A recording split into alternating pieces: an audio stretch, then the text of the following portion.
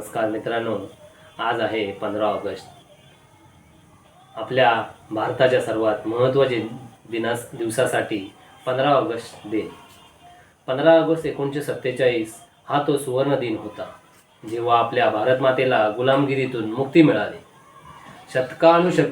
शतके चाललेली राजकीय सत्तेचं दडपण संपलं आणि आपल्या देशाला तिरंगा फडकवण्याचं स्वातंत्र्य मिळालं.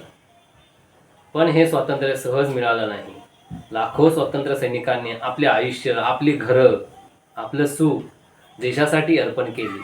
महात्मा गांधी, भगतसिंग, नेताजी सुभाषचंद्र बोस, सरदार वल्लभभाई पटेल, लोकमान्य टिळक अशा असंख्य महान व्यक्तींनी बलिदान दिलं.